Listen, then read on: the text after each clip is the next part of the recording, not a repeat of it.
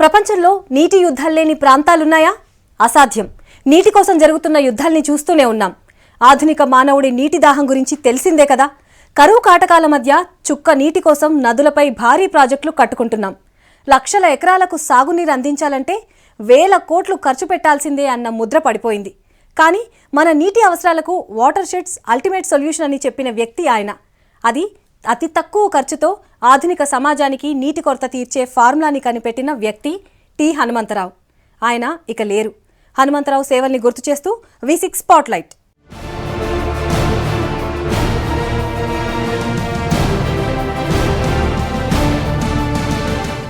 నీటిని ఒడిసిపట్టేందుకు ప్రాజెక్టులు కట్టేవాళ్లు భగీరథులైతే ఆయన అపర భగీరథుడు. వాన నీటిని పెద్దగా ఖర్చు లేకుండా భూగర్భంలోకి పంపి పాతాళ గంగను మళ్లీ పైకి తీసుకొచ్చే కిటుకుని చాలా సింపుల్గా చెప్పిన ఆధునిక భగీరథుడు ఆయనే హనుమంతరావు. ప్రాజెక్టుల అంచనాలు 100 కోట్లు దాటి 1000 కోట్లకు చేరిన టైంలో ఎకరాకు 5000 ఖర్చుతో సస్యశ్యామలం చెయ్యొచ్చని చెప్పిన మేధావి హనుమంతరావు.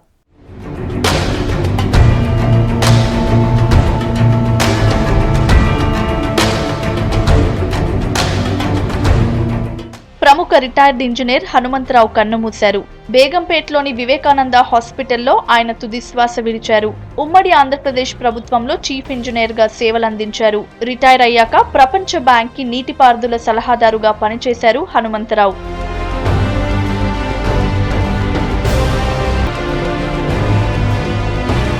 వారం రోజులుగా తీవ్ర అనారోగ్యంతో బాధపడుతున్న హనుమంతరావు హాస్పిటల్లో చికిత్స పొందుతూ ఆదివారం రాత్రి తుది శ్వాస విడిచారు. నీటిపారుదల రంగంలో ఆయన అనేక సేవలు చేశారు. ఉమ్మడి ఆంధ్రప్రదేశ్లో 1988లో సాగునీటి శాఖ ENCగా బాధ్యతలు నిర్వర్తించారు. తక్కువ ఖర్చుతో ఎక్కువ లాభాలొచ్చేలా చతుర్విధ జల ప్రక్రియను అభివృద్ధి చేశారు. చతుర్విధ జల ప్రక్రియను తన మానస పుత్రికగా భావించేవారు.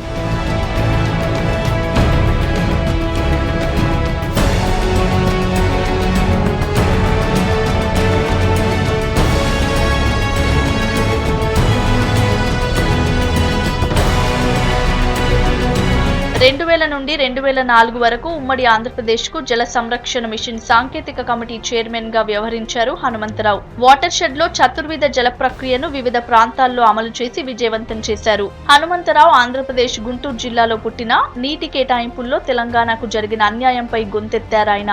అందుకే తెలంగాణ సమాజానికి ఆయనంటే గౌరవం, గుర్తింపు. రాజకీయాలతో సంబంధం లేకుండా, పార్టీలకు అంటగాకకుండా తన వాదనలు వినిపించేవారాయన.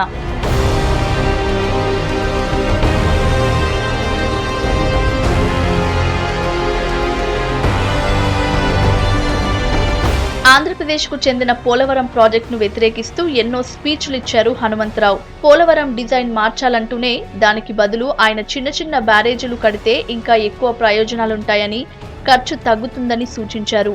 నీళ్లు వృధా కాకుండా గోదావరిపై బ్యారేజీలు నిర్మించాలని సూచించారు. The entire requirement of water at one place through a reservoir of a larger submersion area, what we are doing here is to store the same quantity of water at 3 places in small storages, limiting the submersion to the river flood zone. This is all what we have attempted, and fortunately it was possible here in this case, and we were able to get this storage. And when this storage of 75 TMC is assured, all the benefits of the Polavaram Dam, like 80 TMC diversion for Krishna Delta, Godavari first and second crops, 7.2 lakh acres of additional area irrigation, and 960 megawatts of power, general hydropower, 23 TMC of water for drinking and industrial purpose. All these things can be achieved. ఇక కాళేశ్వరం ఎత్తిపోతల విషయంలోనూ పలు అభ్యంతరాలు వ్యక్తం చేశారు హనుమంతరావు. దీంతో irrigation శాఖ మంత్రి హరీష్ రావు హనుమంతరావు సూచనలను తీసుకున్నారు. ప్రాజెక్ట్ కాస్ట్ పర్ ఏకర్ ఎంత పెరుగుతూ ఉంది, తర్వాత maintenance cost including power charges అది ఎంత పెరుగుతూ ఉందని చూసుకుంటే అసలు బెనిఫిట్ కాస్ట్ రేషియో అంతా కూడా తెలుస్తుంది. దాన్ని బట్టి ప్రాజెక్ట్ ఏమిటంటే విపరీతమైన ఖర్చులతో మెయింటెనెన్స్ అని చెప్పి తేలుతుంది అనుకోండి. ఎగువ ప్రాంతం ముంపు తగ్గించుకోవచ్చు, ప్రాజెక్టు ప్రయోజనాలు దెబ్బతినకుండా మనం తీసుకోవచ్చు అని కానీ ఆలోచన వచ్చినట్టయితే ఈ కింది నుంచి తీసుకోవాల్సిన పూర్తి అగత్యం ఉండదు, ఏదో పార్షల్గా ఉంటుంది. అంతకుముందు 16 TMCలే అన్నీ కలిపితే ఉండేది. దాన్ని ఇప్పుడు 180 TMCలు పెంచుతున్నాము. దానివల్ల ఖరీదు పెరుగుతూ ఉంది అనేది వస్తూ ఉంది. నేను చేసిన క్యాలిక్యులేషన్స్లో 94 టీఎంసీలు ఉంటే సరిపోద్ది. రమారం 100 టీఎంసీలు అనుకుందాం. ఆ 100 టీఎంసీలతోటి మనం సంవత్సరం పొడుగుతా నీరు ఇచ్చే అవకాశం ఉంది. తుమ్మిడిహెట్టి నుంచి ఎల్లంపల్లి దాకా ఒకే రిజర్వాయర్, లేకపోతే series of reservoirs, connecting reservoirs అలా పెట్టుకున్నట్టయితే ఏమవుతుందంటే నీటి మట్టం 148 మెయింటైన్ చేస్తున్నప్పుడు ఎల్లంపల్లి దగ్గర ఆ తుమ్మిడిహెట్టి దగ్గర కూడా 148 మీటర్లే ఉంటుంది. అంతా ఒక రిజర్వాయర్ కాబట్టి. తన సేవలకు గుర్తుగా జాతీయ, అంతర్జాతీయ స్థాయిలో ఎన్నో అవార్డులు అందుకున్నారు హనుమంతరావు. 1986లో ఉమ్మడి ఆంధ్రప్రదేశ్ నుంచి విశిష్ట సేవాపత్రం అందుకున్నారు. 1987లో భారతరత్న మోక్షగుండం విశ్వేశ్వరయ్య అవార్డును అందుకున్నారు. జలవనరుల్లో అత్యంత ప్రతిభావంతంగా పనిచేసినందుకు 1989లో కేంద్ర ప్రభుత్వం central board of irrigation power అవార్డులతో సత్కరించింది. పదవి నుంచి రిటైర్డ్ అయ్యాక ఐక్యరాజ్య సమితితో పాటు వివిధ అంతర్జాతీయ సంస్థలకు సలహాదారుగా వ్యవహరించారు. కొన్ని ఆఫ్రికా దేశాల దుర్భిక్షానికి తన విలువైన సూచనలు, సలహాలు ఇచ్చారు. తడారే గొంతులు, బీడువారిన భూములు, బిందెడు నీళ్ల కోసం మైళ్ల దూరం నడక, 2-3 ఏళ్లకోసారి పలకరించే కరువు, సాగునీటి సంగతి దేవుడెరుగు, తాగునీటి కోసం గొంతులు తడుపుకునేందుకు రైళ్లలో నీటి సరఫరాను చూసిన దేశం మనది. ఇక సాగు భూములకు నీళ్లు సప్లై చేయాలంటే నదుల్నే ఎత్తిపోయాలేమో. అందుకే ఖర్చు ఎక్కువైనా నీటిని ఒడిసిపట్టుకునేందుకు భారీ ప్రాజెక్టులు కడుతున్నాయి ప్రభుత్వాలు. 10,000 ఎకరాకు మించి నీరివ్వాలంటే భారీ ప్రాజెక్టులే ఆప్షన్ అన్న ముద్ర పడిపోయింది. కానీ అది అవుట్డేటెడ్ టెక్నాలజీ అని చెప్పి చతుర్విధ జల ప్రక్రియను తెరపైకి తెచ్చారు హనుమంతరావు.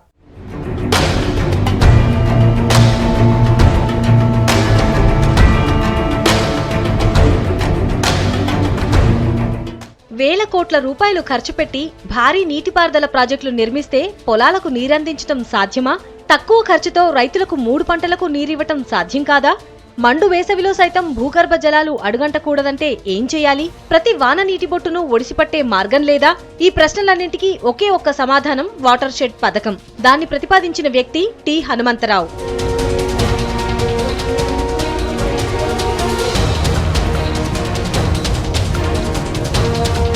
నీటిపారుదల రంగ నిపుణుల పరిభాష ప్రకారం 2,000 ఎకరాలలోపు భూములకు నీరందిస్తే మైనర్ ఇరిగేషన్ ప్రాజెక్టులుగా, 2,000 నుంచి 10,000 ఎకరాల వరకు నీరందించే ప్రాజెక్టులను మధ్య తరహా నీటిపారుదల ప్రాజెక్టులుగా వ్యవహరిస్తారు. 10,000 ఎకరాలకు పైగా సాగునీరిచ్చే ప్రాజెక్టులను భారీ నీటిపారుదల ప్రాజెక్టులు అంటారు. ఆ వాటర్ షెడ్లో కురిసిన వర్షం నీరు ఈ ట్యాంకుకు చేరుకుంటుంది. ఈ ట్యాంకుకు చేరుకొని నిల్వ ఉంచుకున్నటువంటి ట్యాంక్ నీరు కింద ఆయకట్టుకి సేద్యపు నీటి సౌకర్యం కలుగు చేస్తుంది. అంటే ఆయకట్టు అనేది ట్యాంకు దిగువన ఉంటుంది, వాటర్ షెడ్ అనేది ట్యాంకుకు ఎగువన ఉంటుంది. ఆ వాటర్ షెడ్లో కురిసిన వర్షపు నీరే ట్యాంకుకు వస్తుంది. అంటే ట్యాంక్కి నీరు ఫీడింగ్ చేసేది వాటర్ షెడ్ అయిందన్నమాట. నీటిపారుదల ప్రాజెక్టుల నిర్మాణం ఖర్చుతో కూడుకున్న వ్యవహారమే కాదు, వాటికి ఎన్నో ఇబ్బందులుంటాయి. భారీ నీటిపారుదల ప్రాజెక్టుల నిర్మాణంలో ఎక్కడో ఓ చోట ముంపు ప్రాంతం ఉండక తప్పదు. నిర్వాసితులకు పరిహారం, పునరావాసం ఇబ్బందులు ఒక కోణమైతే, మేజర్ ఇరిగేషన్ ప్రాజెక్టుల నిర్మాణానికి అవుతున్న ఖర్చు, కన్స్ట్రక్షన్ కు, ఎత్తిపోతలకైతే విద్యుత్ ఖర్చు అన్నీ కలిపి తడిసి మోపడవడం చూస్తూనే ఉన్నాం.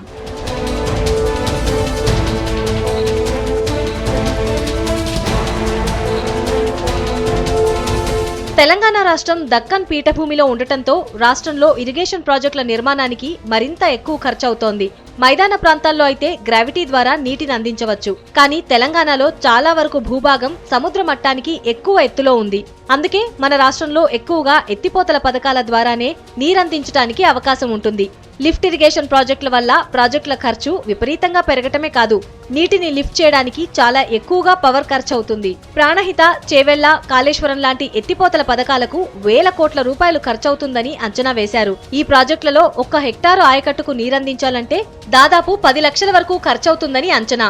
పాలమూరు ఎత్తిపోతల లాంటి ప్రాజెక్టులను నిర్మించి సగటున 1 హెక్టారుకు నీరందించాలంటే అయ్యే ఖర్చు 5 లక్షలని అంచనా.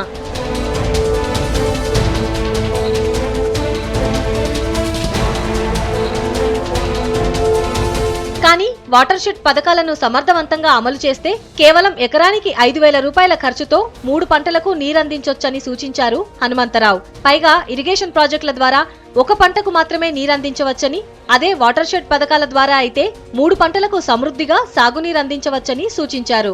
ఇంత తక్కువ ఖర్చుతోటి మనకి 3 పంటలకు నీరు ఇస్తున్నాం సంవత్సరంలో.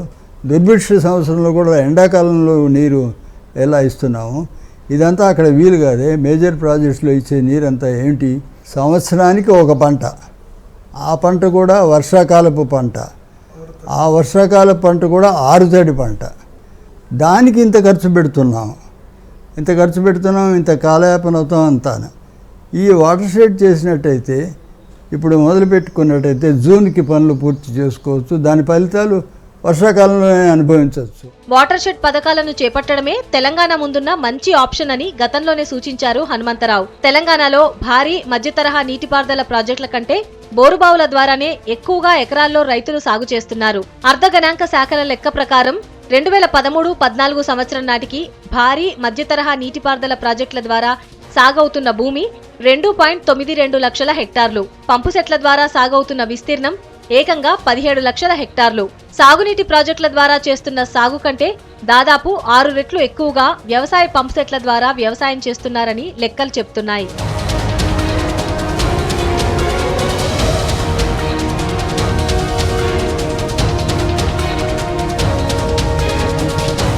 అందుకే తెలంగాణకు వాటర్ షెడ్ పథకం బెస్ట్ ఆప్షన్ అని సూచించారు హనుమంతరావు. ప్రతి వర్షపు నీటి బొట్టుని సద్వినియోగం చేయటమే వాటర్ షెడ్ పథకాల లక్ష్యం. ప్రతి వర్షపు నీటి బొట్టును భూమిలో ఇంకేలా చేసి భూగర్భ జలాలను పెంపొందించడం ప్రధాన ఉద్దేశం. 1960 నుంచే కేంద్ర ప్రభుత్వం బ్రాక్ ప్రోన్ ఏరియా డెవలప్మెంట్ వర్క్స్ పేరుతో వాటర్ షెడ్ కార్యక్రమాల అమలు చేస్తున్నా వాటి అమలు అంతంతే.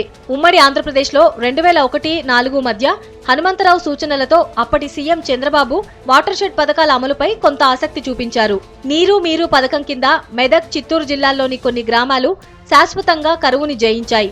మెదక్ జిల్లాలో గొట్టివారిపల్లి వాటర్ షెడ్ తో జలసిరులు పొంగాయి. ఈ 10 ఏళ్ల కాలంలో ఆ ఊరికి కరువన్నదే తెలియదంటే వాటర్ షెడ్ పథకం ఎంతలా సక్సెస్ అయిందో అర్థం చేసుకోవచ్చు. వాటర్ షెడ్ ద్వారా ఇరిగేషన్ అనేది చాలా ఎక్కువగా జరుగుతూ ఉంది.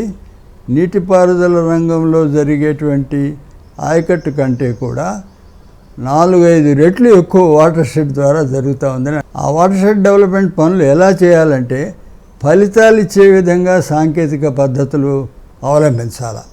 ఇంతవరకు జరిగినటువంటి వాటర్ షెడ్ పనుల్లో మనకు కావలసిన 5 ఫలితాలు రాలేదు.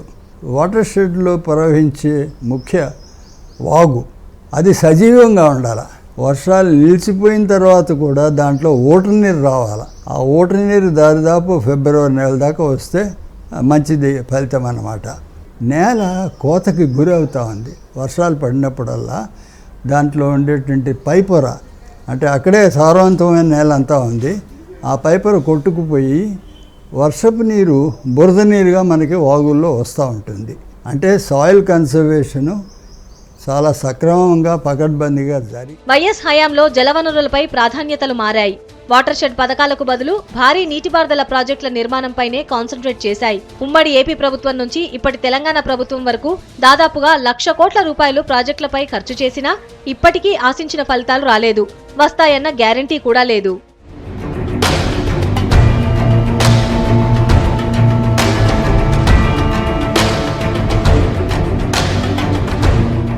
ఎడారిలో జలసిరులు పొంగుతున్నాయి.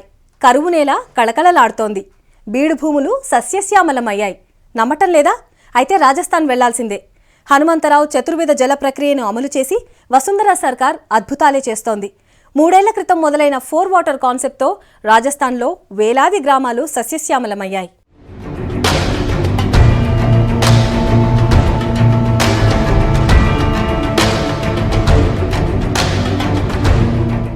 వాటర్ షెడ్ పథకాలపై హనుమంతరావు కనిపెట్టిన ఫార్ములాను చతుర్విధ జల ప్రక్రియగా హనుమంతరావు ఫార్ములాగా వ్యవహరిస్తుంటారు.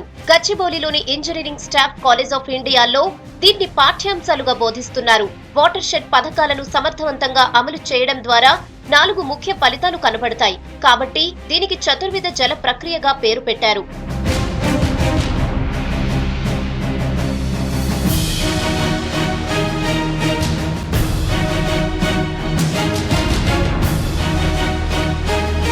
వాటర్ షెడ్ పథకాల అమలుతో కనిపించే 4 లక్ష్యాల్లో ఒకటి వాగుల ప్రవాహానికి అనుగుణంగా వాటర్ షెడ్స్ నిర్మించడం. వాగుల ప్రవాహం వర్షాలు నిలిచిపోయిన తర్వాత కూడా ఉంటుంది. నీటి ప్రవాహం వర్షాకాలంతో పాటు ఫిబ్రవరి దాకా ఉంటుంది. అందుకే వాగులపై చిన్న చిన్న వాటర్ షెడ్స్ కట్టి నీళ్లు మళ్లించుకునే వీలుంటుంది.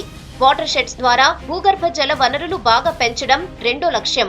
వాటర్ షెడ్స్ ఉన్న గ్రామాల్లో దుర్భిక్షంలోనూ ఎండాకాలంలోనూ తాగునీటికి ఇబ్బంది లేకుండా, పశుగ్రాసానికి కొదవ లేకుండా పండ్ల తోటలకు వాడుకునేలా చేయడం మూడో లక్ష్యం.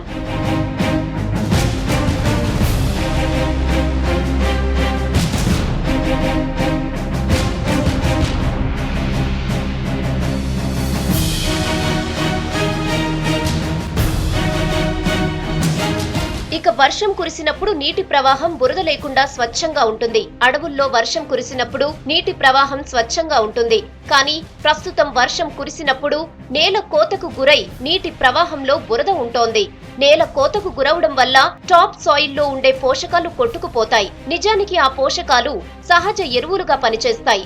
ఈ పోషకాలు కొట్టుకుపోవడం వల్ల కృత్రిమ ఎరువులు వాడకం ఎక్కువైంది. కొట్టుకుపోయిన టాప్ సాయిల్ మళ్లీ తయారు కావాలంటే 1000 ఏళ్లు పడుతుందని అంచనా. కానీ వాటర్ షెడ్స్ ద్వారా కొన్నేళ్లలోనే టాప్ సాయిల్ ని తయారు చేయడం 4వ లక్ష్యం.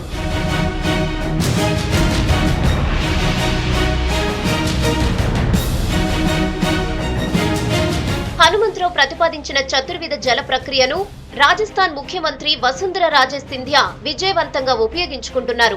ముఖ్యమంత్రి జల స్వాలంబన్ అభియాన్ MJSA పేరుతో చేపట్టిన కార్యక్రమంతో రాజస్థాన్లోని ఉత్తర, పశ్చిమ ప్రాంతాలు, థార్ ఎడారిలో భాగంగా ఉన్న 5000 గ్రామాల్లో ఇప్పుడు జలసిరులు కురుస్తున్నాయి.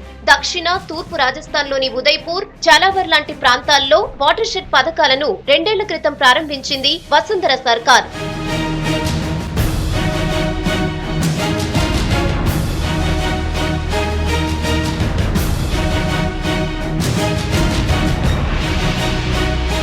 రాజస్థాన్ లో 2 ఏళ్లలోనే గ్రౌండ్ వాటర్ లెవెల్ బాగా పెరగడం హైలైట్.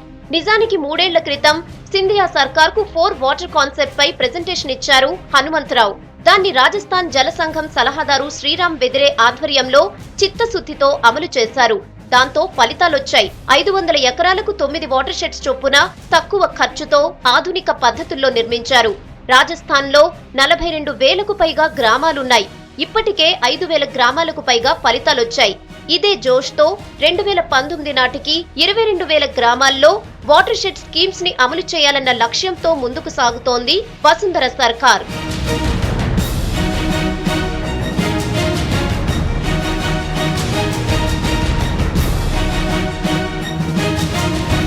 రాజస్థాన్ తో తెలంగాణకు పోలికుంది. వాతావరణం నుంచి భూస్వరూపం దాకా ఎన్నో పోలికలున్నాయని, అక్కడ సక్సెస్ అయిన ఫార్ములాను రాష్ట్రంలో అమలు చేస్తే ఫలితాలొస్తాయని చాలా రోజుల క్రితమే సలహా ఇచ్చారు హనుమంతరావు. కానీ దీనిపై ఇంకా ముందడుగు పడలేదు.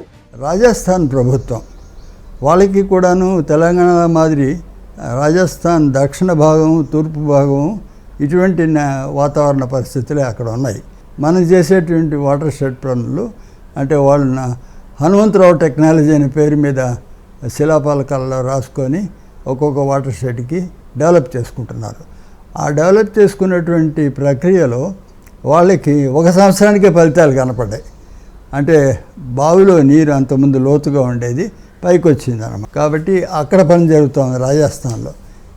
ఏ రాష్ట్రంలో అయినా కూడా ఈ రకంగా చేసుకునే అనుకూలాలు ఉన్నాయి. వాటర్ షెడ్ నిర్మాణాన్ని పూర్తిగా మట్టి సిమెంట్ తో చేయాల్సి ఉంటుంది. ఉపాధి హామీ నిధులతో, గ్రామస్తుల భాగస్వామ్యంతో చాలా ఈజీగా నిర్మించొచ్చని సూచించారు. హనుమంతరావు సూచనలు దుర్భిక్షానికి మారుపేరైన ఆఫ్రికన్ కంట్రీస్ లోనూ అమలవుతున్నాయి. మన దేశంలో రాజస్థాన్, గుజరాత్ లాంటి రాష్ట్రాలు అమలు చేస్తున్నాయి.